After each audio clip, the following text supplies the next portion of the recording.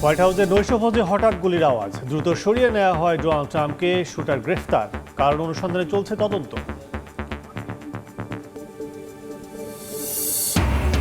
আলোচনার মাধ্যমে সংঘাত নিরসনে আগ্রহী ইরান, মার্কিন আন্তরিকতা নিয়ে সন্দিহান, যুদ্ধবিরতি নিয়ে এখনো ভাবেননি ট্রাম্প, হামলা হলে কড়া জবাবের হুঁশিয়ারি আইআরজিসির।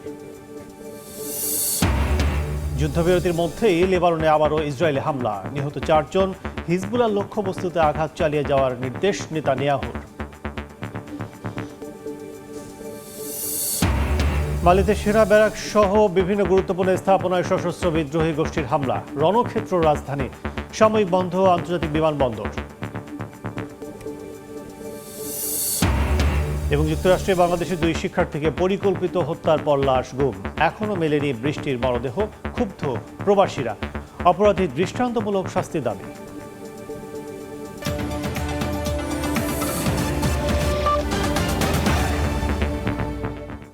আন্তর্জাতিক সময়ের সঙ্গে আছে আমি কাজল আব্দুল্লাহ। যুক্তরাষ্ট্রের ওয়াশিংটন ডিসিতে প্রেসিডেন্ট ডোনাল্ড ট্রাম্পের নৈশভোজে গুলির ঘটনা ঘটেছে।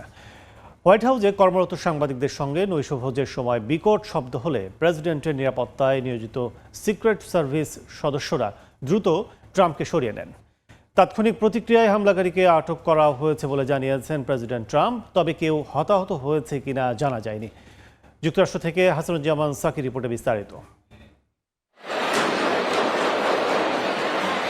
হোয়াইট হাউসে কর্মরত বিভিন্ন গণমাধ্যমের সংবাদ কর্মীদের সম্মানে নৈশভোজের আয়োজন করেন মার্কিন প্রেসিডেন্ট ডোনাল্ড ট্রাম্প। স্থানীয় সময় শনিবার সন্ধ্যায় অনুষ্ঠান চলাকালে হঠাৎ বিকট শব্দ, 7 থেকে 8 রাউন্ড গুলির মতো বিকট শব্দে কেঁপে ওঠে পুরো বলরুম। ওয়াশিংটন হিলটনের বিশাল হলে উপস্থিত প্রায় 2,500 অতিথি আতঙ্কিত হয়ে পড়েন, আশ্রয় নেন টেবিলের নিচে। চারদিকে চিৎকার, বিভ্রান্তি, কেউ বুঝে ওঠার আগেই অনুষ্ঠান থেমে যায়, নেমে আসে জরুরি পরিস্থিতি। সঙ্গে সঙ্গে নিরাপত্তায় নিয়োজিত সিক্রেট সার্ভিসের সদস্যরা প্রেসিডেন্ট ডোনাল্ড ট্রাম্প ও ফার্স্ট লেডিকে সরিয়ে নেন। সেই সঙ্গে আমন্ত্রিত অতিথিদের সরিয়ে নেওয়া হয় নিরাপদ স্থানে। মার্কিন গণমাধ্যম CNN জানিয়েছে, হোয়াইট হাউস সংবাদদাতাদের নৈশভোজে গুলি ছোড়া হয়। শব্দ শোনার পর ট্রাম্প দ্রুত মঞ্চ থেকে নেমে বেরিয়ে যান। সশস্ত্র কাউন্টার অ্যাসল্ট টিম মঞ্চে অবস্থান নিয়ে পরিস্থিতি সামাল দেওয়ার চেষ্টা করেন। একই সঙ্গে FBI প্রধান ক্যাশ পাটেল এবং প্রতিরক্ষা মন্ত্রী পিট হ্যাকসেট সহ শীর্ষ কর্মকর্তাদেরও দ্রুত সরিয়ে নেওয়া হয়। ঘটনার পর হাজারো মানুষ বলরুমের ভেতরে আটকা পড়েন। এদিকে তাৎক্ষণিক প্রতিক্রিয়ায় প্রেসিডেন্ট ট্রাম্প জানিয়েছেন, হামলাকারীকে আটক করা হয়েছে, তবে এ ঘটনায় কেউ হতাহত হয়েছে কিনা কিংবা কী উদ্দেশ্যে গুলির ঘটনা ঘটেছে তা পরিষ্কার নয়। আইন প্রয়োগকারী সংস্থাগুলো দ্রুত ও সাহসিকতার সাথে পদক্ষেপ নেওয়ায় তিনি তাদের ভূয়সী প্রশংসা করেন। ট্রাম্প জানান, আইন প্রয়োগকারী সংস্থাগুলোর অনুরোধে তিনি হোয়াইট হাউসে ফিরে যাচ্ছেন এবং দ্রুতই একটি সংবাদ সম্মেলন করবেন। CNN জানিয়েছে, তাদের সাংবাদিক উলফ ব্লিটজার যখন অনুষ্ঠানের মূল বলরুমের বাইরে অবস্থান করছিলেন, ঠিক তখনই মাত্র কয়েক ফুট দূর থেকে গোলাগুলির শব্দ শুনতে পান তিনি। পুলিশ কর্মকর্তারা তাকে নিরাপদে সরিয়ে নিয়ে যান। হোয়াইট হাউসের আয়োজনে নৈশভোজে গুলির ঘটনায় কেউ হতাহত হয়েছে কিনা কিংবা কী উদ্দেশ্যে গুলির ঘটনা ঘটেছে তা এখনও জানা যায়নি। মার্কিন প্রেসিডেন্ট ডোনাল্ড ট্রাম্প জানিয়েছেন, হোয়াইট হাউসের সংবাদদাতাদের নিয়ে 30 দিনের মধ্যে এই নৈশভোজের আয়োজন তিনি আবারও করবেন। হাসানুজ্জামান সাকি, সময় সংবাদ, যুক্তরাষ্ট্র। আলোচনার মাধ্যমে চলমান সংঘাত নিরসনে আগ্রহী ইরান ত্রিদেশীয় কূটনৈতিক সফরের দ্বিতীয় পর্যায়ে ওমানে পৌঁছে একথা জানান দেশটির পররাষ্ট্রমন্ত্রী আব্বাস আরাকচি। পাকিস্তানের সফর ইতিবাচক হয়েছে উল্লেখ করে শান্তি স্থাপনে যুক্তরাষ্ট্রের আন্তরিকতা নিয়ে সন্দেহ প্রকাশ করেছেন তিনি। এদিকে ইরানের যুদ্ধবিরতি শেষ করার কথা এখনও ভাবেননি বলে জানিয়েছেন মার্কিন প্রেসিডেন্ট ডোনাল্ড ট্রাম্প।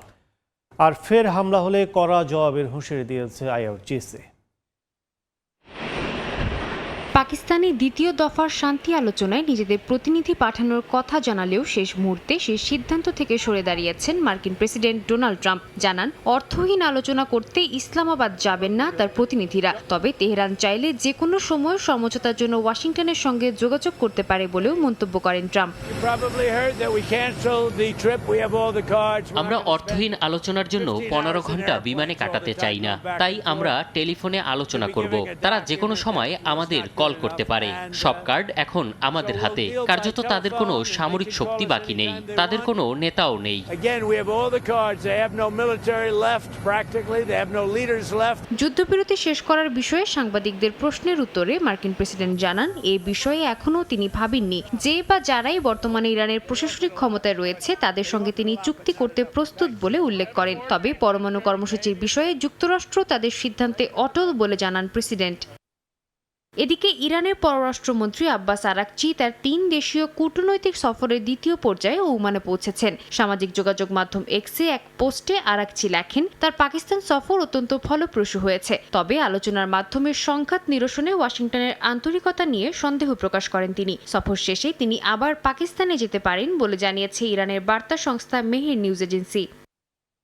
এর মধ্যে ইরানের বিপ্লবী গার্ড বাহিনী যুক্তরাষ্ট্রকে সতর্ক করে বলেছে, নতুন করে কোনো হামলা হলে আরও কঠোর জবাব দেবে তারা। কাতাম আল আনবিয়া সদর দপ্তর জানায়, যুক্তরাষ্ট্র যদি অবরোধ ও সামরিক চাপ অব্যাহত রাখে তাহলে ইরান প্রতিরোধে প্রস্তুত থাকবে। একই সঙ্গে তারা হরমুজ প্রণালী নিয়ন্ত্রণকে তাদের কৌশলগত অগ্রাধিকার হিসেবে উল্লেখ করেছে। সাদিয়া তাসনিম, সময় সংবাদ। যুদ্ধবিরতির মধ্যেই লেবাননে ইসরায়েলি হামলায় অন্তত 4 জন নিহত হয়েছেন। লেবাননে হিজবুল্লাহর লক্ষ্যবস্তুতে জোরালো হামলা চালিয়ে যাওয়ার নির্দেশ দিয়েছেন ইসরায়েলি প্রধানমন্ত্রী বেনিয়ামিন নেতানিয়াহু। এদিকে তেল আবিবের সঙ্গে কূটনৈতিক আলোচনার বিরুদ্ধে সমাবেশ করেছেন বৈরুতের বাসিন্দারা।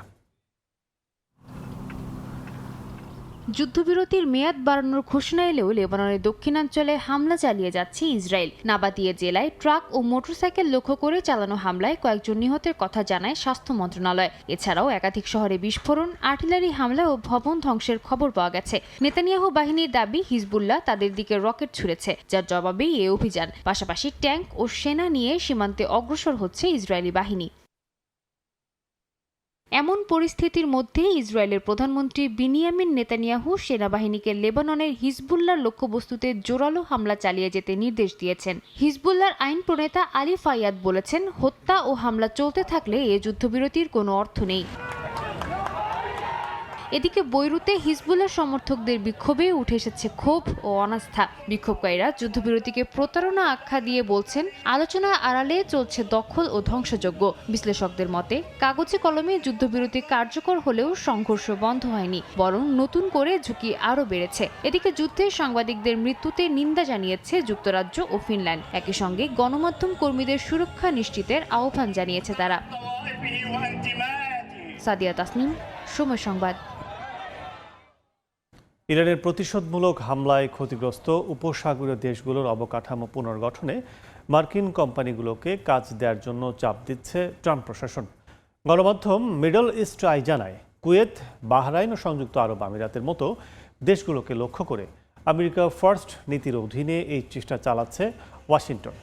তবে যুদ্ধের ক্ষত না শুকাতেই যুক্তরাষ্ট্রের এমন বাণিজ্যিক তৎপরতাকে কাণ্ডজ্ঞানহীন বলে আখ্যা দিয়েছেন অনেক আরব কর্মকর্তা। ইরানে যুক্তরাষ্ট্র ইসরায়েলি আগ্রাসনের জবাবে মধ্যপ্রাচ্যের দেশগুলোর মার্কিন ঘাঁটি ও স্থাপনায় পাল্টা আঘাত হানে আইআরজিসি। সেসব হামলায় উপসাগরীয় দেশগুলোতে ক্ষয়ক্ষতি হয়েছে। গণমাধ্যম মিডল ইস্ট আই বলছে, সংঘাতের রেশ কাটতে না কাটতেই পুনর্গঠন প্রক্রিয়া নিয়ে সক্রিয় হয়ে উঠেছে ট্রাম্প প্রশাসন। গণমাধ্যমটি বলছে, কুয়েত, বাহরাইন ও সংযুক্ত আরব আমিরাত সহ যেসব দেশের অবকাঠামো ইরানি ড্রোন ও মিসাইল হামলায় ক্ষতিগ্রস্ত হয়েছে তাদের পুনর্গঠন প্রকল্পে মার্কিন ইঞ্জিনিয়ারিং ও নির্মাণ সংস্থাগুলোকে অগ্রাধিকার দেওয়ার আহ্বান জানিয়েছে ওয়াশিংটন। যুক্তরাষ্ট্রের কর্মকর্তাদের মতে, এটি তাদের বৈদেশিক নীতির অংশ, যেখানে অর্থনৈতিক স্বার্থকে সবার উপরে রাখা হচ্ছে। গণমাধ্যমটি আরও বলছে, ক্ষয়ক্ষতির পরিমাণ বিবেচনায় এই পুনর্গঠন প্রক্রিয়া মার্কিন কোম্পানিগুলোর জন্য এক বিশাল বাজার তৈরি করতে পারে। শুধুমাত্র জ্বালানি খাতের অবকাঠামো মেরামত করতেই খরচ হতে পারে প্রায় $3,900 কোটি। এর মধ্যে কুয়েতের আন্তর্জাতিক বিমানবন্দর, বিদ্যুৎ ও পানি শোধন কেন্দ্র এবং বাহরাইনের বৃহৎ অ্যালুমিনিয়াম কারখানা ও অ্যামাজনের ক্লাউড কম্পিউটিং অপারেশনের মতো গুরুত্বপূর্ণ স্থাপনাগুলো রয়েছে। তবে পারস্য উপসাগরে এখনও অস্থিরতা বিরাজ করায় মার্কিন এই বাণিজ্যিক চাপকে অনেক দেশই ইতিবাচকভাবে দেখছে না। আরব দেশগুলোর পক্ষ থেকে এই উদ্যোগকে পরিস্থিতি বিবেচনায় কাণ্ডজ্ঞানহীন হিসেবে বর্ণনা করা হয়েছে। উপসাগরীয় দেশগুলো এখনও ইরানের সাথে পুনরায় সংঘাতের আশঙ্কায় রয়েছে এবং আঞ্চলিক নিরাপত্তায় যুক্তরাষ্ট্রের প্রতিশ্রুতি নিয়ে তাদের মনে সংশয় কাটেনি। বিশেষ করে সংযুক্ত আরব আমিরাত, যারা যুদ্ধের সময় প্রায় 2000 ব্যালিস্টিক মিসাইল ও ড্রোন হামলার শিকার হয়েছিল, তারা এখন সরাসরি বাণিজ্যিক স্বার্থের চেয়ে দীর্ঘমেয়াদী নিরাপত্তাকেই বেশি গুরুত্ব দিচ্ছে। এদিকে জ্বালানি রপ্তানি স্থবির হয়ে পড়ায় অনেক উপসাগরীয় দেশ যুক্তরাষ্ট্রের কাছে ডলার বিনিময়ের সুবিধা চেয়েছে। বিশ্লেষকরা মনে করছেন, যুক্তরাষ্ট্র এই সুযোগটিকে একটি বাণিজ্যিক দর কষাকষি হিসেবে ব্যবহার করতে পারে। দেশগুলোকে ডলার সহায়তা দেওয়ার বিনিময়ে তাদের পুনর্গঠন প্রকল্পে মার্কিন সংস্থাগুলোকে কাজ দেওয়ার শর্ত জুড়ে দেওয়া হতে পারে। ফারহাদ চৌধুরী, সময় সংবাদ। পূর্ব প্রশান্ত মহাসাগরে একটি নৌযানে মার্কিন সামরিক হামলায় 2 জন নিহত হয়েছেন। যুক্তরাষ্ট্রের দক্ষিণাঞ্চলীয় সামরিক কমান্ড সেন্টকম জানায়, স্থানীয় সময় শুক্রবার এই হামলা চালানো হয়। নৌযানটি সন্ত্রাসী সংগঠন দ্বারা পরিচালিত বলে দাবি তাদের। ঘটনার ভিডিও প্রকাশ করলেও বিস্তারিত তথ্য দেয়নি সেন্টকম। সাম্প্রতিক সময়ে ওই অঞ্চলে মাদক চোরাচালান দমনের নামে অভিযান চালাচ্ছে মার্কিন নৌবাহিনী।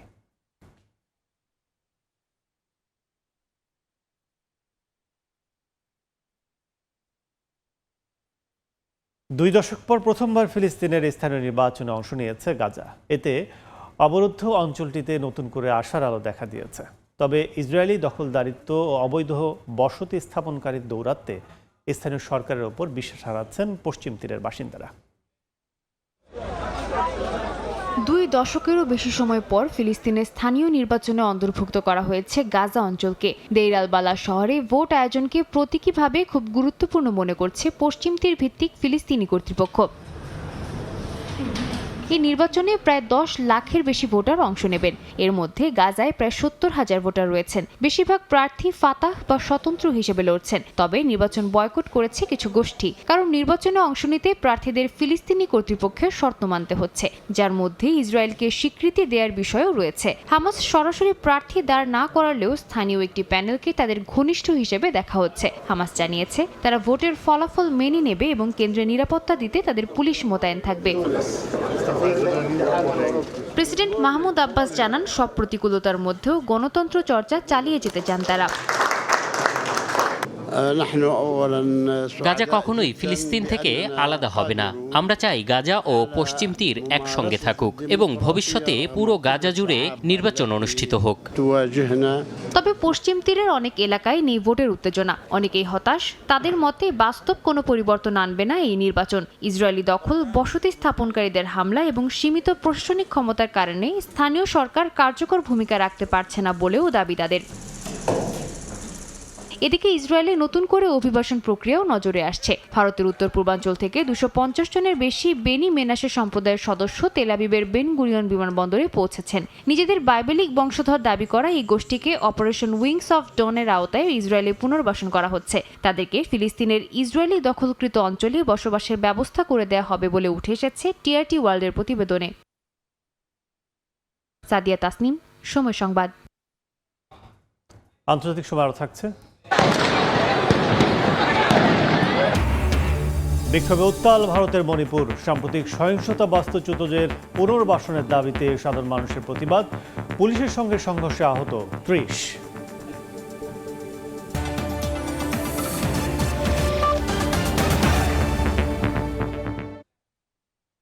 মালিতে সশস্ত্র বিদ্রোহী গোষ্ঠীগুলোর সমন্বিত হামলায় রণক্ষেত্রে পরিণত হয়েছে রাজধানী বামাকো সহ বেশ কয়েকটি গুরুত্বপূর্ণ শহর। ভোরে আন্তর্জাতিক বিমানবন্দরের কাছে ভারী অস্ত্রশস্ত্রের লড়াইয়ে ছড়িয়ে পড়ে আতঙ্ক। পরিস্থিতি মোকাবেলায় হেলিকপ্টার দিয়ে টহল দিচ্ছে সেনাবাহিনী। উত্তর ও মধ্যাঞ্চলেও একই সময়ে সেনা ক্যাম্পগুলোতে হামলার খবর পাওয়া গেছে। শনিবার ভোরে মালির রাজধানী বামাকোর মদিবো কেইটা আন্তর্জাতিক বিমানবন্দরের পাশে অবস্থিত বিমান বাহিনীর ঘাঁটিতে অতর্কিত হামলা চালায় বন্দুকধারীরা। সকাল 6টার দিকে শুরু হওয়া এই লড়াইয়ে ভারী অস্ত্র ও অটোমেটিক রাইফেলের শব্দে প্রকম্পিত হয়ে ওঠে পুরো এলাকা। রাজধানীর পাশেই কাতি সামরিক ঘাঁটির কাছেও বড় ধরনের 2টি বিস্ফোরণ ও গোলাগুলির খবর পাওয়া গেছে, যা দেশটির সামরিক জান্তা প্রধান জেনারেল আসিনি গোইতার আবাসস্থল হিসেবে পরিচিত। রাজধানীর পাশাপাশি উত্তরের কিদাল ও গাঁও শহরেও একই সময়ে হামলা শুরু হয়। কিদালের সাবেক মেয়রের বরাত দিয়ে জানা গেছে, বিদ্রোহীরা শহরের বেশ কিছু এলাকায় নিজেদের নিয়ন্ত্রণে নিয়েছে এবং সেখানে সেনাবাহিনীর সঙ্গে প্রচণ্ড সংঘর্ষ চলছে। আজাওয়াদ লিবারেশন ফ্রন্ট দাবি করেছে তারা কিদাল ও গাঁও শহরের বেশ কিছু কৌশলগত এলাকা দখলে নিয়েছে, যার ভিডিও সামাজিক যোগাযোগ মাধ্যমে ছড়িয়ে পড়ে। তবে এক বিবৃতিতে দেশটির সামরিক বাহিনী দাবি করেছে পরিস্থিতি তাদের নিয়ন্ত্রণে রয়েছে। হামলাকারীদের দমনে অব্যাহত রয়েছে অভিযান। সকালে সশস্ত্র সন্ত্রাসী গোষ্ঠীগুলো দেশের নির্দিষ্ট কিছু শহরে হামলার চেষ্টা চালিয়েছিল। মালি সশস্ত্র বাহিনীর পেশাদারিত্ব ও একাগ্রতার ফলে তারা তাৎক্ষণিকভাবে কঠোর প্রতিরোধের সম্মুখীন হয়। বেশ কয়েকজন সন্ত্রাসীকে নির্মূল করা হয়েছে এবং তাদের সরঞ্জাম ধ্বংস করা হয়েছে। বর্তমানে চিরুনি অভিযান অব্যাহত রয়েছে এবং পরিস্থিতি সম্পূর্ণ নিয়ন্ত্রণে আছে। হামলার কারণে কেইটা আন্তর্জাতিক বিমানবন্দরের কার্যক্রম সাময়িকভাবে বন্ধ রাখা হয়েছে। সামরিক বিশ্লেষকদের মতে এবারের হামলাটি নজিরবিহীনভাবে সমন্বিত। আল কায়েদার অনুসারী জেএনআইএম এবং আইএস সংশ্লিষ্ট গোষ্ঠীগুলো এই হামলার পেছনে থাকতে পারে বলেও ধারণা করা হচ্ছে। শিউলি রোসা, সময় সংবাদ। শান্তি আলোচনায় চলমান অচলাবস্থা কাটাতে রাশিয়ার সঙ্গে বৈঠকের প্রস্তাব দিয়েছেন ইউক্রেনের প্রেসিডেন্ট ভলোদিমির জেলেনস্কি। তবে যুদ্ধক্ষেত্রে এখনও অব্যাহত রয়েছে পাল্টাপাল্টি হামলা। স্থানীয় সময় শনিবার রুশ হামলায় দিনিপ্রোতে অন্তত 7 জন নিহত হয়েছেন, আহত হন আরও 27 জন। এর মধ্যে নতুন করে 193 জন করে যুদ্ধবন্দী বিনিময় করেছে দুই পক্ষই। ইউক্রেন জুড়ে বড় ধরনের রুশ হামলার দাবি করেছে কিয়েভ। দেশটির বিমান বাহিনীর দাবি, এক রাতেই রাশিয়া 619টি ড্রোন ও 47টি মিসাইল ছোড়ে, যার প্রধান লক্ষ্য ছিল দিনিপ্রো সহ একাধিক শহর। এতে বেশ কয়েকজন হতাহত হন, ধসে পড়ে আবাসিক ভবন। প্রেসিডেন্ট ভলোদিমির জেলেনস্কি অভিযোগ করেন হামলাগুলোর বেশিরভাগই বেসামরিক অবকাঠামোতে আঘাত হেনেছে। অন্যদিকে রাশিয়ার প্রতিরক্ষা মন্ত্রণালয় ইউক্রেনের সামরিক শিল্প, জ্বালানি ও পরিবহন অবকাঠামোতে নির্ভুল হামলা চালিয়ে নতুন এলাকা দখলের দাবি করেছে। জবাবে ইউক্রেন রুশ ড্রোন ভূপাতিত করে খার্কিভ অঞ্চলে নিজস্ব বহুদানা হাউইটজার দিয়ে পাল্টা হামলার দাবি করেছে। তীব্র সংঘাতের মধ্যেও সীমিত অগ্রগতি দেখা গেছে বন্দি বিনিময়ে। দুই পক্ষই 193 জন করে যুদ্ধবন্দী মুক্তি দিয়েছে, যা 2022 সালের পর 73তম বিনিময়। মুক্তিপ্রাপ্তদের মধ্যে আহত সেনাও রয়েছেন, যাদের চিকিৎসা ও পুনর্বাসনের জন্য পাঠানো হয়েছে। সংযুক্ত আরব আমিরাত ও যুক্তরাষ্ট্রের মধ্যস্থতায় হওয়া এই বিনিময়ে ইঙ্গিত দিচ্ছে যুদ্ধ চললেও যোগাযোগের কিছু মাধ্যম এখনো খোলা রয়েছে। এদিকে কূটনৈতিক অচলাবস্থা ভাঙতে নতুন উদ্যোগ নিয়েছে কিয়েভ। প্রেসিডেন্ট জেলেনস্কি আজারবাইজানে রাশিয়ার সঙ্গে সম্ভাব্য বৈঠকের প্রস্তাব দিয়েছেন। তবে শর্ত দেন মস্কো আলোচনায় রাজি থাকলেই কূটনীতির পথে এগোবে কিয়েভ। একই সঙ্গে আঞ্চলিক অংশীদারদের সঙ্গে প্রতিরক্ষা ও জ্বালানি সহযোগিতা বাড়ানোর চুক্তিও করেছে ইউক্রেন। সাদিয়া তাসনিম, সময় সংবাদ। যুক্তরাষ্ট্রের সাউথ ফ্লোরিডা বিশ্ববিদ্যালয়ের পিএইচডি শিক্ষার্থী বাংলাদেশি জামিল লিমন ও নাহিদা বৃষ্টি হত্যাকাণ্ডে অভিযুক্ত হিশাম আবু ঘার বেহর বিরুদ্ধে প্রথম মাত্রার অভিযোগ দায়ের করেছে পুলিশ। এদিকে বাংলাদেশি দুই শিক্ষার্থী হত্যার ঘটনা যুক্তরাষ্ট্র জুড়ে চাঞ্চল্যের সৃষ্টি করেছে। প্রথম সারির মার্কিন গণমাধ্যমগুলো গুরুত্ব দিয়ে সংবাদ প্রচার করেছে। ফ্লোরিডা থেকে হাসানুজ্জামান সাকির রিপোর্টে বিস্তারিত। যুক্তরাষ্ট্রে উচ্চতর পড়াশোনা করতে এসে জীবন দিলেন দুই বাংলাদেশি শিক্ষার্থী জামিল আহমেদ লিমন ও নাহিদা সুলতানা বৃষ্টি। জামিলের রুমমেট ফিলিস্তিনি বংশোদ্ভূত হিশাম আবু ঘারবের হাতে নির্মমভাবে খুন হন তারা। শুক্রবার জামিলের মরদেহ উদ্ধার হলেও এখন পর্যন্ত উদ্ধার হয়নি বৃষ্টির মরদেহ। তদন্তকারী সংস্থার ধারণা, বৃষ্টিকে হত্যার পর তার দেহ কয়েক টুকরো করে নদীতে ফেলে দেওয়া হয়েছে। তদন্তকারী সূত্রগুলো বলছে হিশাম শুরুর দিকে পুলিশকে সহযোগিতা করলেও এখন মুখ খুলছে না। শনিবার ফ্লোরিডার হিলসবোরো কাউন্টি শেরিফের অফিস জানিয়েছে অভিযুক্ত হিশামের বিরুদ্ধে পরিকল্পিত ও উদ্দেশ্য প্রণোদিতভাবে 2টি হত্যার অভিযোগ আনা হয়েছে। যুক্তরাষ্ট্রে এমন হত্যাকে ফার্স্ট ডিগ্রি মার্ডার বলে। এই ঘটনায় ক্ষুব্ধ প্রতিক্রিয়া জানিয়েছেন প্রবাসী বাংলাদেশিরা। তারা অভিযুক্ত হিশামের দৃষ্টান্তমূলক শাস্তির দাবি জানান। দুই বাংলাদেশি শিক্ষার্থীর হত্যাকাণ্ডের বিষয়ে সার্বক্ষণিক খোঁজ খবর রাখছে ওয়াশিংটনে বাংলাদেশ দূতাবাস ও ফ্লোরিডা কনসুলেট। মার্কিন গণমাধ্যমও গুরুত্ব দিয়ে প্রচার করেছে চাঞ্চল্য সৃষ্টি করা এই হত্যাকাণ্ডের খবর। হাসানুজ্জামান সাকি, সময় সংবাদ, ফ্লোরিডা, যুক্তরাষ্ট্র। বিক্ষোভে উত্তাল ভারতের মণিপুর রাজ্য। স্থানীয় সময় শনিবার সাম্প্রতিক বিভিন্ন ঘটনায় সরকারের জবাবদিহিতার দাবিতে রাজধানী ইম্ফলের রাস্তায় নামেন বাসিন্দারা। এ সময় পুলিশের সঙ্গে সংঘর্ষে অন্তত ৩০ জন আহত হন। স্থানীয় সময় শনিবার দুপুর ১টার দিকে ভারতের মণিপুর রাজ্যের রাজধানী ইম্ফলে একটি বড় বিক্ষোভ কর্মসূচি শুরু করে coordinating committee on Manipur integrity COCOMI. মিছিলটি একযোগে ৮টি আলাদা স্থান থেকে শুরু হয়। আয়োজকদের লক্ষ্য ছিল শহরের কেন্দ্র দিয়ে এগিয়ে গিয়ে মুখ্যমন্ত্রী এন বীরেন সিং এর সরকারি বাসভবনে স্মারকলিপি দেয়া। বিক্ষোভকারীদের মূল দাবি ছিল সাম্প্রতিক সহিংসতা, বাস্তুচ্যুতদের পুনর্বাসন, মাদক সন্ত্রাসবাদ অভিযোগ এবং নিরাপত্তা বাহিনীর গুলিতে নিহতের ঘটনায় বিচার বিভাগীয় তদন্ত। এছাড়া কুকি বিদ্রোহী গোষ্ঠীর সঙ্গে সাসপেনশন অফ অপারেশন চুক্তি বাতিলের দাবিও জানানো হয়। কোকুমি অভিযোগ করে একাধিকবার স্মারকলিপি দিলেও সরকার কোনো কার্যকর পদক্ষেপ নেয়নি। মিছিলটি শহরের বিভিন্ন গুরুত্বপূর্ণ এলাকায় পৌঁছালে পরিস্থিতি উত্তপ্ত হয়ে ওঠে। কেন্দ্রীয় ইম্ফলের ওভারব্রিজ এলাকায় পুলিশ বিক্ষোভকারীদের সরে যাওয়ার নির্দেশ দেয়, তবে সরে না যাওয়ায় পরিস্থিতি নিয়ন্ত্রণে আনতে পুলিশ কাঁদানে গ্যাস ছোড়ে। এক পর্যায়ে সহিংসতা ছড়িয়ে পড়ে ঐতিহ্যবাহী বাজার ইমা কেইথেল এবং আলুগলি এলাকায়ও। এ সময় কয়েকজন বিক্ষোভকারীকে আটক করে নিরাপত্তা বাহিনী। রাজ্য সরকারের পক্ষ থেকে স্বরাষ্ট্রমন্ত্রী গোবিন্দ দাস কন্থৌজাম জানান, সরকার আলোচনার জন্য একাধিকবার কোকুমিকে আমন্ত্রণ জানিয়েছিল, কিন্তু তারা অংশ নেয়নি। তিনি বলেন, বিক্ষোভ শান্তিপূর্ণ হবে আশা করা হলেও বিভিন্ন জায়গায় উত্তেজনা তৈরি হয়। ২০২৩ সালের মে থেকে মণিপুরে মেইতেই ও কুকি সম্প্রদায়ের সংঘর্ষে এখন পর্যন্ত প্রায় ২৬০ জন নিহত এবং ৬০,০০০-এর বেশি মানুষ বাস্তুচ্যুত হয়েছে। দীর্ঘ অস্থিরতার প্রেক্ষাপটে নতুন এই বিক্ষোভ রাজনৈতিক উত্তেজনাকে আবারও সামনে নিয়ে এসেছে। সাদিয়া তাসনিম, সময় সংবাদ। পশ্চিমবঙ্গের বিধানসভা নির্বাচনে বরাবরই প্রচারে আলো নিয়ে যেতেন টালিপাড়ার ব্যস্ততম অভিনেতা অভিনেত্রীরা, কিন্তু এবারে চিত্র কিছুটা ভিন্ন। চলচ্চিত্র জগতের চেয়ে গণমাধ্যম কর্মীদের নির্বাচনে অংশগ্রহণ চোখে পড়ার মতো। দ্বিতীয় দফার ভোটের সবচেয়ে বেশি আলোচনায় নারী ও মুসলিম প্রার্থীরা। বিস্তারিত জানাচ্ছেন সুব্রত আচার্য, ক্যামেরায় ছিলেন বিশ্বজিৎ দাস।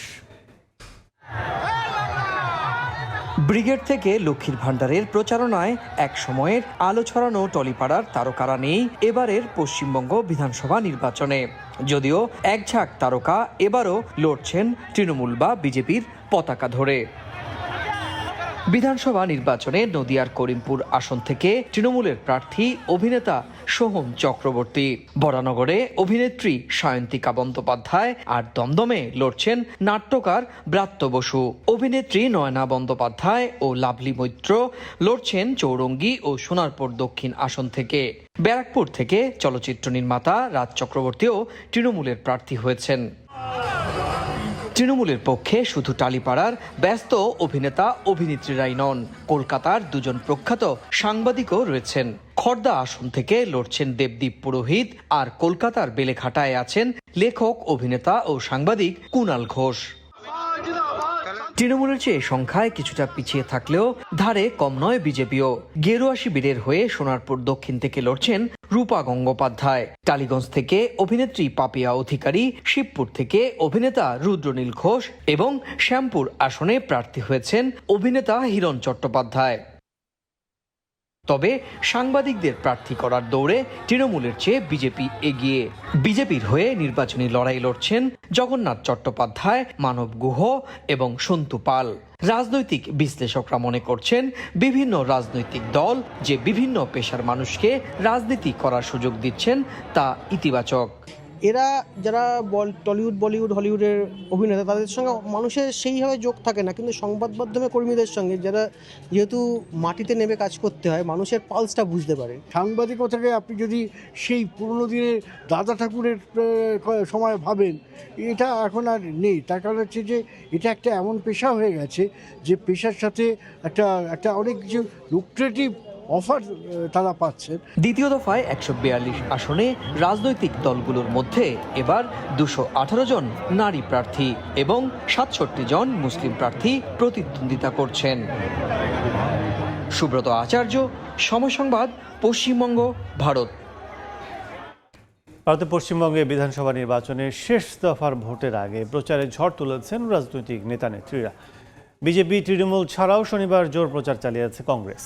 শেষ বেলার প্রচারে তাই কথা লড়াইও জমে উঠেছে। সুব্রত আচার্যের আরও একটি রিপোর্ট, ছবি তুলেছেন বিশ্বজিৎ দাস। বিজেপি নেতা অমিত শাহ, কেন্দ্রীয় মন্ত্রী রাজনাথ সিং, বিজেপির বর্তমান ও প্রাক্তন দুই সভাপতি জেপি নাড্ডা, নবীন নীতিন ছাড়াও আসামের মুখ্যমন্ত্রী হেমন্ত বিশ্ব শর্মা, উত্তরপ্রদেশের মুখ্যমন্ত্রী যোগী আদিত্যনাথ সহ প্রায় ডজনেরও বেশি শীর্ষ নেতা মন্ত্রীর টার্গেট এখন শেষ দফার ভোটে বিজেপির পক্ষে জনসমর্থন আদায় করা। গেরুয়া শিবিরের কেন্দ্রীয় নেতাদের পাশাপাশি রাজ্য বিজেপিও নেমেছে তাদের মতো করে পশ্চিমবঙ্গের ক্ষমতা দখলের লড়াইয়ে। রাহুল গান্ধী প্রচার শেষ হতে বাকি আর মাত্র 48 ঘন্টা। শনিবার বিকেলে বিজেপির চোখে চোখ রেখে কড়া ভাষায় মমতাকেও আক্রমণ করতে ছাড়লেন না কংগ্রেস নেতা রাহুল গান্ধী। কলকাতায় পৃথক কয়েকটি সভা করেন সোনিয়া পুত্র। इंडस्ट्री खत्म कर दी, बेरोजगारी फैला दी, बंगाल में किसी को रोजगार चाहिए तो फिर कोई ना कोई रिश्तेदारी टीएमसी में होनी पड़ेगी, नहीं तो नहीं मिलने वाला। 29 এপ্রিল 7 জেলায় 142 বিধানসভা আসনে ভোট হবে। মমতার দুর্গ বলে পরিচিত এলাকাগুলোর ভোটারদের কাছে তৃণমূল নেতা অভিষেক বন্দ্যোপাধ্যায় তাই আত্মবিশ্বাসের সুর বেঁধে দিচ্ছেন নিজের মতো করে। অন্যদিকে তৃণমূল নেত্রীর মুখে এদিনও শোনা গেল বিজেপির বিরুদ্ধে কেন্দ্রীয় শক্তি ব্যবহার করে বাংলা দখল করার চেষ্টার অভিযোগ। প্রথম দফায় ভোট হয়েছে গত পরশুদিন, তৃণমূল সেঞ্চুরি পার করে দিয়েছে। 29 তারিখ ডবল সেঞ্চুরি পার হবে, আর সংখ্যা কোথায় গিয়ে থামবে আমি নিজেও জানি না। 50টা হেলিকপ্টার, 19টা চিফ মিনিস্টার, গভর্নমেন্ট অফ ইন্ডিয়ার সব মিনিস্টার, সিআরপিএফ, সিআইএসএফ সব নিয়ে চলে এসছে। গেল 23 এপ্রিল রাজ্যটির 16 জেলার 152 আসনে সুষ্ঠু ও শান্তিপূর্ণ ভোট সম্পন্ন করার পর দ্বিতীয় দফার ভোটেও নিরাপদ ও নির্বিঘ্ন করতে শনিবার নির্বাচন কমিশনের বাড়তি সক্রিয়তা চোখে পড়েছে। শেষ দফার ভোটেও কমিশন প্রায় 2500 কোম্পানি কেন্দ্রীয় বাহিনী মোতায়েন করছে। থাকবে প্রথম দফার চেয়েও আরও বেশি কিছু কঠোর বিধিনিষেধও। সুব্রত আচার্য, সময় সংবাদ, পশ্চিমবঙ্গ, ভারত। ভারতের পশ্চিমবঙ্গে বিধানসভা নির্বাচনের খবর জানাতে এই মুহূর্তে কলকাতায় আছেন সহকর্মী সুব্রত আচার্য। সরাসরি যাচ্ছে তার কাছে। দেখুন, রাজনৈতিক দলগুলোর কাছে আর হাতে মাত্র আজকে এবং কালকে বিকেল 5টা পর্যন্ত সময় রয়েছে। সুতরাং তাদের নির্ধারিত যে ভোটার বা তাদের যে নির্ধারিত টার্গেট পিপল বা তাদের যে নিজস্ব বলয়, সেই বলয়ে তাদের বিভিন্ন রকম কথাবার্তা বলে, অর্থাৎ রাজনৈতিক দলগুলো ভোটারদের আকৃষ্ট করার জন্য এই উত্তপ্ত বাক্য বিনিময় করবেন, এটাই স্বাভাবিক। তবে এই উত্তপ্ত বাক্য বিনিময় অতীতের যে কোনো রেকর্ড শিষ্টাচারকে অতিক্রম করেছে। আমরা দেখেছি যে কার্যত বিজেপির কয়েকটি রাজ্যের মুখ্যমন্ত্রী গত কয়েকদিন ধরে মাটি কামড়ে পড়ে রয়েছেন এবং বলা যায় বিজেপির সমস্ত একেবারে কেন্দ্রীয় শক্তি, সমস্ত শক্তি দিয়েই কিন্তু পশ্চিমবঙ্গে তারা নির্বাচনের মাধ্যমে তারা ক্ষমতায় আসতে চাইছে। এবার না হলে আর কখনোই হবে না। বিজেপি শীর্ষ নেতৃত্ব সেটা ভালো করে টের পেয়েছেন এবং সে কারণে আমরা দেখেছি যে প্রথম দফার প্রচারের ঝাঁজ তার থেকে প্রায় কয়েক গুণ বাড়িয়ে কিন্তু গত কয়েকদিন ধরে অমিত শাহ, যোগী আদিত্যনাথ, কেন্দ্রীয় প্রতিরক্ষা মন্ত্রী রাজনাথ সিং এবং বিজেপির প্রাক্তন এবং বর্তমান সভাপতি এবং অবশ্যই তারকা প্রচারক যে কয়েকজন রয়েছেন তার মধ্যে উল্লেখযোগ্য মিঠুন চক্রবর্তী, তারা কিন্তু চষে বেড়াচ্ছেন। এইটি বিজেপির দিক থেকে স্বাভাবিকভাবেই তাদের, কারণ গত 2021 সালে তারা যেরকম ভাবে তার আগের নির্বাচনে 2016তে 6 এবং 2021-এ 77টি আসন পেয়েছিল, স্বাভাবিকভাবেই তারা এখন স্বপ্ন বুনতেই পারে। তারা ভাবছেন এবং তারা কনফিডেন্ট যে এবারে 2026-এ তারা হয়তো 200-র বেশি আসনে জয় পেয়ে পশ্চিমবঙ্গের রাজ্যে ক্ষমতার মসনদে বসবেন। অন্যদিকে তৃণমূল কংগ্রেস তারা ওভার কনফিডেন্ট। তারা বলছে যে এসআইআর নিয়ে যেভাবে সাধারণ মানুষকে লাইনে দাঁড়ানো হয়েছে, প্রচুর সংখ্যক সংখ্যালঘু, মতুয়া এবং প্রায় রাজ্যের 91 লক্ষ নাম ভোটার তালিকা থেকে বাদ দেওয়া হয়েছে। ভোট দিতে হবে, না হলে ভোটার তালিকা থেকে নাম বাদ যাবে, এই ধরনের একটি আশঙ্কা তৈরি করা হয়েছে। যে কারণেই দেখা গিয়েছে প্রথম দফার ভোটে লম্বা লাইন দিয়ে ভোটাররা তাদের ভোট দান করেছেন। কোনো জায়গাতে 92 থেকে 98% মানুষ ভোট দিয়েছেন এবং এই ভোটটা যে নির্বাচন কমিশন এবং কেন্দ্রীয় সরকারকে ভয়ে মানুষ দিয়েছেন সেটাও তৃণমূল কংগ্রেস মনে করছে এবং এই ভোটটা তাদের পক্ষে যাবে এবং তারা 200-র বেশি আসনে জয় পেয়ে আবার চতুর্থবারের মতো ক্ষমতায় যাবেন, এটি কিন্তু তৃণমূল কংগ্রেসের থেকেও মনে করা হচ্ছে। তৃণমূল কংগ্রেস এবং বিজেপি দুটো রাজনৈতিক দল তারা কয়েক সপ্তাহ ধরে টানা প্রচার করছে। এর সঙ্গে যোগ হয়েছে অবশ্যই কংগ্রেস। আমরা দেখেছি গতকালকে কংগ্রেস নেতা রাহুল গান্ধী কলকাতায় দুটো সভা করেছেন এবং সে একই রকম ভাবে তিনি মমতা বন্দ্যোপাধ্যায় এবং মোদীকে একই রকম ভাবে অভিযোগে বিদ্ধ করেছেন। রাজ্যে উন্নয়ন ধ্বংস করেছেন মমতা বন্দ্যোপাধ্যায়, এবং গোটা দেশে উন্নয়ন নষ্ট করেছেন প্রধানমন্ত্রী নরেন্দ্র মোদী। স্বাভাবিকভাবেই তারাও কিন্তু একটা শ্রেণীর ভোটারদের মন জয় করার জন্য মমতা এবং মোদীর বিরুদ্ধে রাজনৈতিক যে হাতিয়ার সেই হাতিয়ার কিন্তু কংগ্রেসের পক্ষ থেকে প্রচার করা হচ্ছে। বামেদের দিক থেকেও দেখা যাচ্ছে তারা নিরন্তর প্রচার করছে। তা বামেরা বলছেন যে মোদী আর দিদি সেটিং, আসলে কারণ যে পরিমাণ রাজ্যে দুর্নীতি হয়েছে, উন্নয়নের নামে যে পরিমাণ টাকা লুট হয়েছে, তৃণমূল কংগ্রেসের মাফিয়ারা যেরকম ভাবে মানুষ চাঁদাবাজি করছেন, সেক্ষেত্রে কেন্দ্রীয় সরকারের কাছে যৌক্তিক তথ্য প্রমাণ থাকা সত্ত্বেও মমতা বন্দ্যোপাধ্যায় বা অভিযুক্ত যারা রয়েছেন তাদের বিরুদ্ধে আইনানুগ তেমন কোনো ব্যবস্থা নেওয়া হয়নি। তার মানে এটি সেটিং এর রাজনীতি।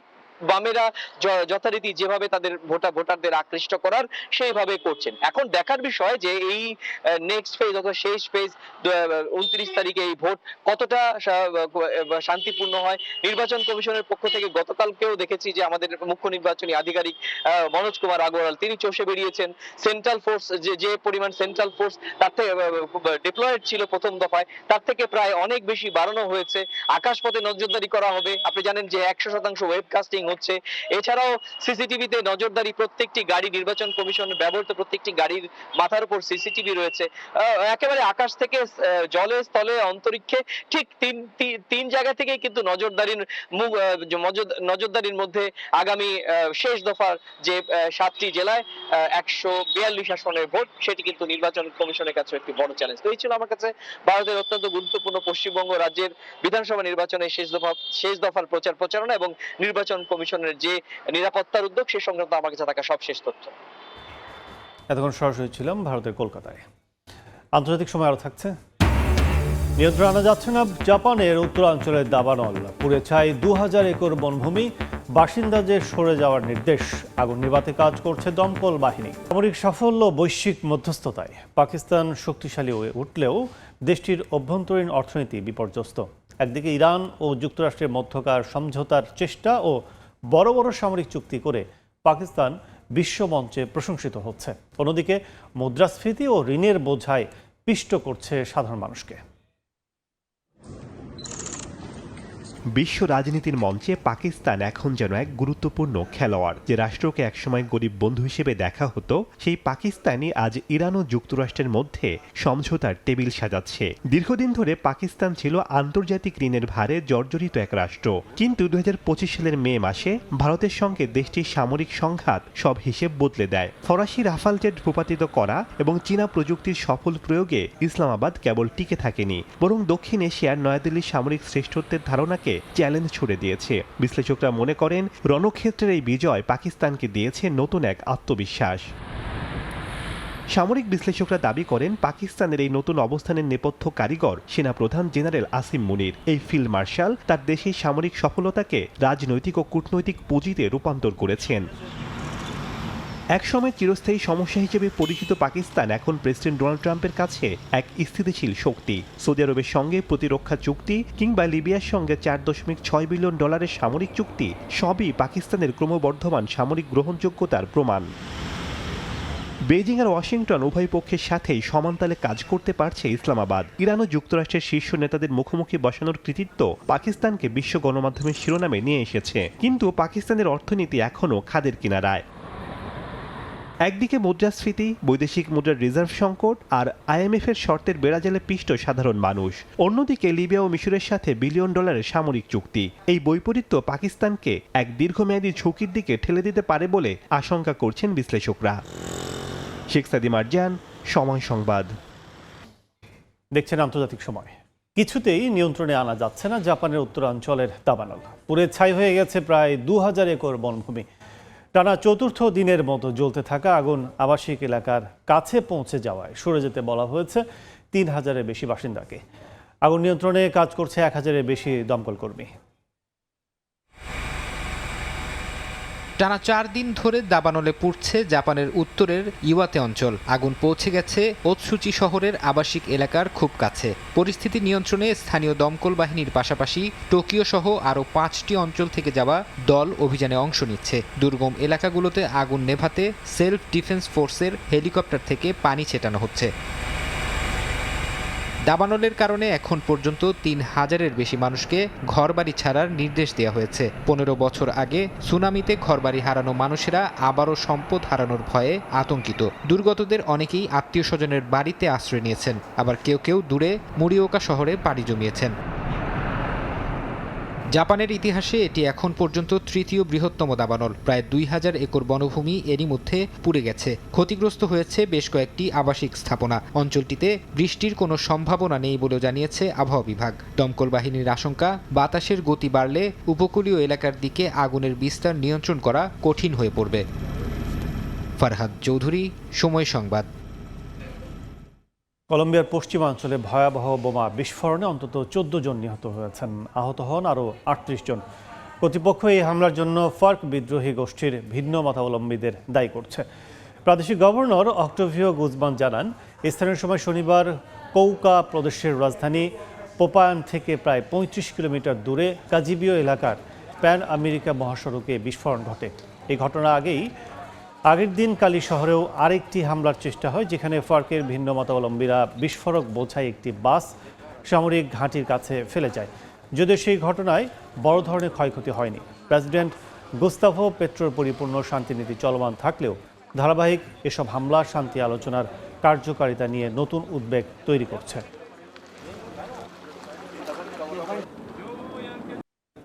দেখছেন আন্তর্জাতিক সময়। লন্ডন ঢাকা রুটে বিমান বাংলাদেশ এয়ারলাইন্সের কার্গো ব্যবসায় বড় ধরনের ধস। অভ্যন্তরীণ নথি বলছে, একটি দীর্ঘদিনের কার্গো এজেন্টকে বাদ দেওয়ার পরই কমতে থাকে আয়, আর সেই সুযোগে বাজার দখল করে নেয় বিদেশি এয়ারলাইন্স। লন্ডন থেকে বিস্তারিত জানাচ্ছেন শোয়েব কবির। এক সময় লাভজনক ছিল লন্ডন ঢাকা রুটে বিমানের কার্গো ব্যবসা, কিন্তু এখন সেই বাজারের বড় অংশ বিদেশি এয়ারলাইন্সের দখলে। ফলে বছরে কোটি কোটি টাকার রাজস্ব হারাচ্ছে রাষ্ট্রীয় সংস্থাটি। 2019 সালে এই খাতে রাজস্ব 47 কোটি 44 লাখ টাকা হলেও 2025 সালে নেমেছে 2 কোটি 83 লাখ টাকায়। অভ্যন্তরীণ নথি অনুযায়ী 2009 সাল থেকে সফলভাবে ব্যবসা করা একটি এজেন্টকে 2020 সালে হঠাৎ চুক্তি থেকে বাদ দেওয়া হয়। সংশ্লিষ্টদের অভিযোগ, চুক্তি বাতিলে মানা হয়নি নিয়ম নীতি, দেওয়া হয়নি স্পষ্ট কোনো ব্যাখ্যা। হঠাৎ করে আমার লাইসেন্সটি সাসপেন্ড করে দেয়। সাসপেন্ড করাতে আমরা আদার এয়ারলাইন্সে বাংলাদেশে মালামাল প্রেরণ করছি, যেটা বিমানের মার্কেট ছিল।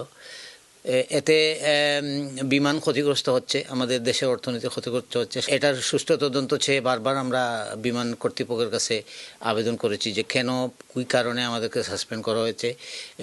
কোনো সদুত্তর তাদের কাছ থেকে আমরা পাইনি।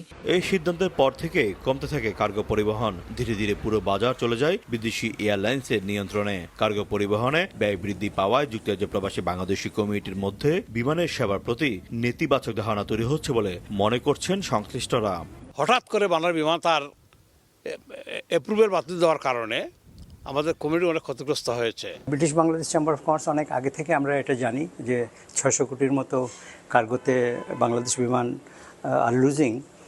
তবে আমরা মনে করি এটার ব্যাপারে একটা তদন্ত হওয়া উচিত। কঠোর পরিশ্রম করে এই ব্যবসাটা নিয়ে আসছিলেন, পরবর্তীতে কোনো একটা অজানা কারণে যে জিনিসটা এখন বছরে কোটি কোটি টাকা লস হচ্ছে, এই লসের দায়ী যারা, তাদেরকে বের করে নিয়ে আসতে হবে, কারণ এই সুযোগটা অন্যান্য এয়ারলাইন্স নিয়ে যাচ্ছে। বিমানের অভ্যন্তরীণ হিসাব অনুযায়ী গত কয়েক বছরে এই রুটে ক্ষতির পরিমাণ ছাড়িয়েছে 600 কোটি টাকারও বেশি। এক সময়ের অত্যন্ত লাভজনক লন্ডন ঢাকা রুটের কার্গো ব্যবসায় নেমেছে ধস। প্রশাসনিক স্বেচ্ছাচারিতা, ভুল সিদ্ধান্ত এবং অসাধু চক্রের প্রভাবে সরকার এই খাতে হারিয়েছে শত শত কোটি টাকা রাজস্ব। এখন প্রশ্ন, অতীতের ভুলগুলো শুধরিয়ে ভবিষ্যতে কি বিমান কার্যকরী ও সঠিক সিদ্ধান্ত নিতে পারবে? শোয়েব কবির, সময় সংবাদ, লন্ডন। দেখছেন আন্তর্জাতিক সময়। বর্ণাঢ্য আয়োজনে স্বৈর শাসন থেকে স্বাধীনতা ও বহুদলীয় গণতন্ত্র প্রতিষ্ঠার 52 বছর উদযাপন করল পর্তুগাল। ঐতিহাসিক 25 এপ্রিল উদযাপনে শনিবার লিসবনের রাস্তায় নেমে আসেন হাজারো মানুষ। দিবসটির প্রতীক কার্নেশন ফুল দিয়ে সেই বিপ্লবের সেনাদের স্মরণের পাশাপাশি দিবসটি উদযাপন করেন তারা। তারিকুল হাসান আশিকের রিপোর্টে বিস্তারিত। স্বাধীনতা দিবস উদযাপনে শনিবার পর্তুগাল জুড়ে ছিল উৎসবের আমেজ। 1974 সালের 25 এপ্রিল সাধারণ নাগরিকদের সমর্থনে সামরিক অভ্যুত্থানের মাধ্যমে 48 বছরের স্বৈরশাসনের অবসান ঘটিয়ে দেশটিতে প্রতিষ্ঠা পায় বহুদলীয় গণতন্ত্র। সেই থেকে নানা আয়োজনে প্রতি বছর দিনটি পালন করে আসছে পর্তুগিজরা। স্মরণ করা হয় বিপ্লবের বীরদের। পর্তুগালের পতাকার পাশাপাশি দিবসটির প্রতীক হিসেবে লাল রঙের কার্নেশন ফুল নিয়ে লিসবনের এভিনিদা লিবার্দাদের ঐতিহাসিক র্যালিতে যোগ দেয় মানুষ। নানা প্লেকার্ডের পাশাপাশি হাতে হাতে ছিল লাল ক্রাবো ফুল। বিপ্লবে ব্যবহৃত সাজোয়া যান নিয়ে সৈনিকেরাও অংশ নেন র্যালিতে। সংগঠন সলিডারিটি ইমিগ্রেন্টের ব্যানারে অংশ নেন অনেক প্রবাসী বাংলাদেশিও। দিনটির আদর্শকে ধারণ করে মানবিক ও গণতান্ত্রিক দেশ হিসেবে পর্তুগালকে আরও এগিয়ে নিয়ে যাওয়ার প্রত্যয় ব্যক্ত করেন অংশগ্রহণকারীরা। 52 বছর পরেও আজকের এই দিনটি আমাদের স্মরণ করিয়ে দেয় যে স্বাধীনতার জন্য আমাদের লড়াইয়ের দীর্ঘ ইতিহাস। আজকের গণতান্ত্রিক পর্তুগালের যাত্রা শুরু হয়েছিল এই দিনেই। আমরা এখনো অনেক কিছুই পেয়েছি। আমি চাই এপ্রিলকে ধারণ করে সবার জন্য শিক্ষা, চিকিৎসা ও বাসস্থান নিশ্চিতের মতো সব মৌলিক অধিকারগুলো দ্রুত নিশ্চিত করা হোক। আমি মনে করি ঐতিহাসিক 25 এপ্রিল সব স্বাধীনতা ও অধিকারের একটি সম্মিলিত প্রজেক্ট। গণতন্ত্র পেতে আমাদের লড়াই করতে হয়েছে 48 বছর। মূলত আমরা স্বাধীনতার স্বাদ পেয়েছিলাম এই দিনেই। কোনো শব্দেই পর্তুগালের জাতীয় জীবনে আজকের এই দিনটির গুরুত্ব বর্ণনা সম্ভব নয়। রাজধানী লিসবন ছাড়াও সারা দেশেই যথাযথ মর্যাদায় উদযাপিত হয় দিবসটি, যেখানে নানা স্লোগান কণ্ঠে যোগ দেয় শিশুরাও। আধুনিক পর্তুগালের অগ্রযাত্রায় যুগে যুগে যে দিবসগুলো পর্তুগিজদের অনুপ্রেরণা জুগিয়েছে তার মধ্যে ঐতিহাসিক 25 এপ্রিল অন্যতম।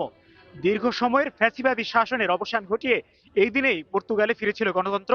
সবার অধিকার নিশ্চিত হয়েছিল এই দিনেই। তাই সামনের দিনগুলোতেও সাম্যের ও গণতান্ত্রিক পর্তুগালের এই ধারা অব্যাহত থাকবে, এমনটাই প্রত্যাশা প্রতিটি পর্তুগিজ নাগরিকের। তারিকুল হাসান আশিক, সময় সংবাদ, লিসবন, পর্তুগাল। যুক্তরাষ্ট্রের ফ্লোরিডায় শুরু হয়েছে 3 দিনব্যাপী Asian expo food fair and cultural show. আয়োজনে অংশ নিচ্ছে প্রায় 15টি দেশের প্রতিনিধি। এ উপলক্ষে স্থানীয় সময় শুক্রবার সন্ধ্যায় ওয়েস্ট পাম বিচ হিলটন হোটেলে গালা নাইটের আয়োজন করা হয়। বিশেষ সম্মাননায় ভূষিত হন 20 বিশিষ্ট বাংলাদেশি। আয়োজনে মিডিয়া পার্টনার সময় সংবাদ। ফ্লোরিডা থেকে হাসানুজ্জামান সাকির রিপোর্ট। যুক্তরাষ্ট্রের ফ্লোরিডায় এ যেন বাংলাদেশিদের মিলন মেলা। 3 দিনব্যাপী Asian expo food fair and cultural শোর শুরুটা হয় জমজমাট গালা নাইটের মধ্য দিয়ে। 30 বছর ধরে এই আয়োজন করে আসছে বাংলাদেশ অ্যাসোসিয়েশন অফ ফ্লোরিডা। আয়োজকদের আশা এবারের অনুষ্ঠান আরো বেশি জাঁকজমকপূর্ণ হবে।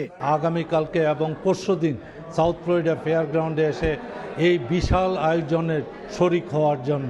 ফেয়ার গ্রাউন্ডে আমরা আশা করি 20,000-এর মতো লোক আসবে কালকে আর পরশুদিন মিলে। তো আশা করি আমাদের এই শো সাকসেসফুল হবে এইবার। অনুষ্ঠানে বিশিষ্ট প্রবাসীদের সম্মাননা জানানো হয়। বাংলাদেশিরা ছাড়াও উপস্থিত ছিলেন বিভিন্ন দেশের প্রতিনিধি ও ফ্লোরিডার প্রশাসনিক কর্মকর্তারা।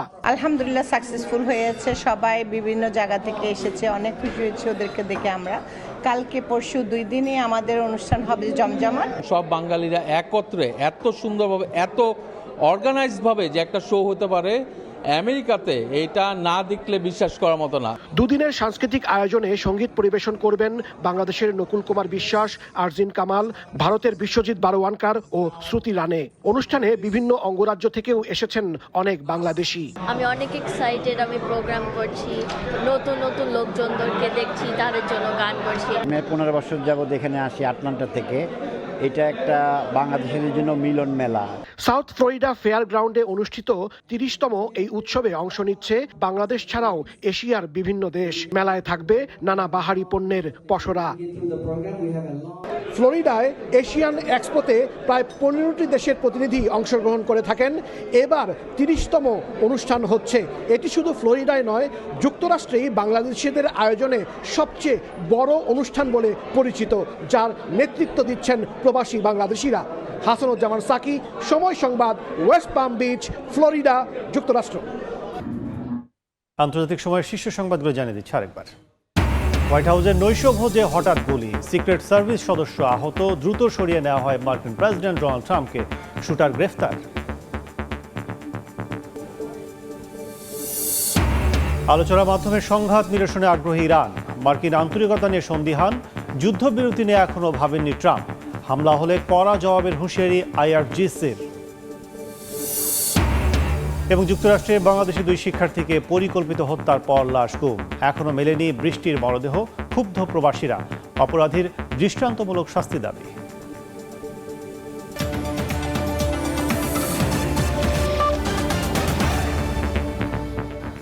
এই ছিল আন্তর্জাতিক সময়। এরপর সকাল 10টার সময় সংবাদ নিয়ে সঙ্গে থাকবেন তাজমিলা খান।